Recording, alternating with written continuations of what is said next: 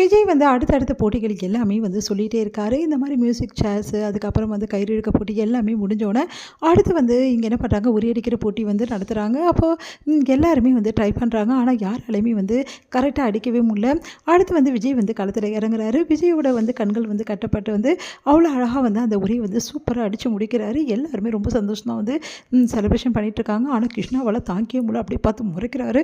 செம்ம டென்ஷன் ஆகிறாரு கிருஷ்ணா. இதை எல்லாத்தையுமே வந்து விஜய் வந்து பார்த்துட்டு வாட்ச் பண்ணுறாரு. அடுத்து வந்து எல்லாருமே ரொம்ப சந்தோஷமாக இருக்கும்போது விஜய் என்ன பண்ணுறாரு, நிவின் கிட்ட தனியாக போய் பேசுகிறாரு. நிவின், எனக்கு என்னமோ கிருஷ்ணா மேலே சந்தேகமாக இருக்குது. கிருஷ்ணா சுத்தமாக ஆள் சரியில்லை.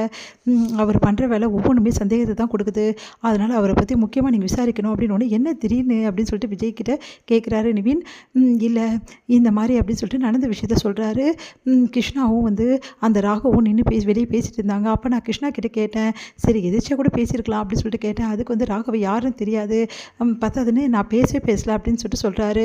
நான் வந்து அவரை தான் பார்த்தேன், அது மட்டும் கிடையாது, சிசிடிவி ஃபுட்டேஜே இருக்குது அப்படின்னு சொல்லி சொன்னோன்னே அதிர்ச்சி அடையார் நிவின். அப்போது அந்த கிருஷ்ணா கிட்டே ஏதோ தப்பு இருக்குது. ஆமாம், அதுதான் நான் நினைக்கிறேன்.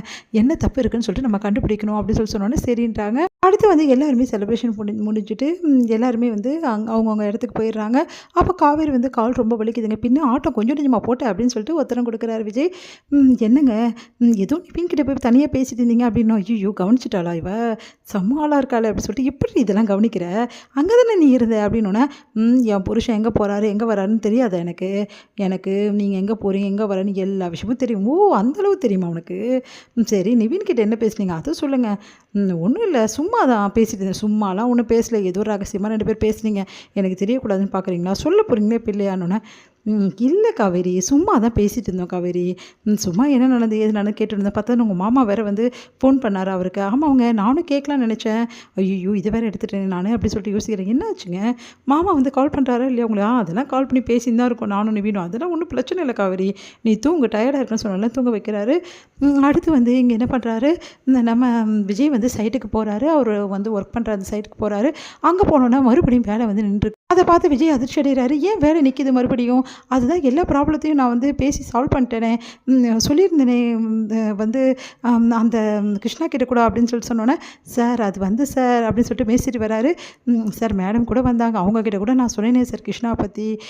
கிருஷ்ணா சார் சரியில்லை சார், அவர் அந்தளவுலாம் வந்து இதில் கக்கரையே காட்டுறதில்லை சார். அதே மாதிரி வேலையிலையும் வந்து இது கரெக்டு இது இல்லை இது தப்புன்னு கூட சொல்ல மாட்டேங்கிறாரு சார். அவர் ஏனோ தானோன்னு இருக்கார் சார், எங்களுக்கு ஒன்றும் புரியல சார் அப்படின்னோடனே, சரி இதுக்கப்புறம் இந்த சைட்டுக்கு நான் ஃபுல் அண்ட் ஃபுல் வரேன், கிருஷ்ணா கிட்ட நான் பேசிக்கிறேன் அப்படி சொல்கிறாங்க. சரி இதெல்லாம் வந்து கரெக்ட் பண்ணுங்கள், இதெல்லாம் சரி பண்ணுங்கள் அப்படின்னோடனே, சரி என்ன இது இப்படிலாம் மெட்டீரியல் போட்டிருக்கீங்க அப்படின்னா, சார் கிருஷ்ணா சார் தான் இந்த மாதிரி பண்ண சொன்னார் சார், இந்த மாதிரி பண்ணால் பில்டிங்கு ஒர்த்தே இருக்காது, இதெல்லாம் யாரை கேட்டு மாற்றுறீங்க, பிளானே கொஞ்சம் மாறி இருக்குது, எனக்கு ஒன்றும் புரியலையே அப்படின்னு சொல்லிட்டு கிருஷ்ணா கூப்பிட்டு, என்ன கிருஷ்ணா இதெல்லாம் அப்படின்னோடனே, சார் எல்லாம் நீங்கள் கொடுத்தது தான் சார் அப்படின்றாரு. நானும் பார்த்துட்டு தான் இருக்கேன் கிருஷ்ணா, நீங்கள் பண்ணுறது கொஞ்சம் கூட சரியில்லை, என்ன வேலை செய்யணுமா வேணாமா, என்ன சார் இப்படிலாம் பேசுகிறீங்க, நான் கரெக்டாக தான் சார் எல்லாம் பண்ணுறேன், நீ கரெக்டாக பண்ணீங்களா இல்லையான்னு நானும் இன்ஜினியர் தான், எனக்கும் தெரியும், தேவையில்லாமலாம் பேசாதீங்க, எதுக்காக இந்த இடத்த வந்து சேஞ்ச் பண்ணீங்க அப்படின்னு சொல்லிட்டு கேட்குறாரு. இல்லை சார் பிளானில் அப்படி தான் இருக்குது. ஓ, பிளானில் அப்படி இருக்கா, ஒரு நிமிஷம் இருங்க அப்படி சொல்லிட்டு எடுத்துக்காரு. சார் இந்த பிளானை நீங்கள் அனுப்பல சார், இங்கே பாருங்கள் சார், இந்த பிளானை தான் நீங்கள் அனுப்புனீங்க அப்படின்னு நம்ம காட்டுறாரு. என்ன பேசுகிறீங்க நீங்கள், என் மொபைலில் வேறு ஒரு பிளான் அனுப்பிச்சிட்டு உங்கள் மொபைலில் வேறு மாறிடுமா, என்ன பேசுகிறீங்க நீங்கள் அப்படின்றாங்க.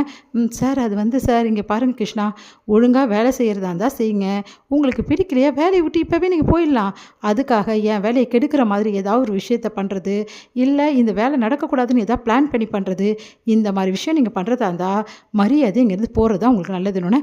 என்ன சார் நீங்கள் இப்படிலாம் பேசுகிறீங்க, நான் அப்படிப்பட்டவன் இல்லை சார், நான் வேலைக்காக தானே சார் ரொம்ப ட்ரை பண்ணியிருந்தேன், இந்த டைமில் இப்படிலாம் பேசலாமா சார், என்னை வேலையை சேர்த்துட்டு இப்படிலாம் சொல்லாமா சார் அப்படின்ற மாதிரி ஓவராக பேசுகிறாரு.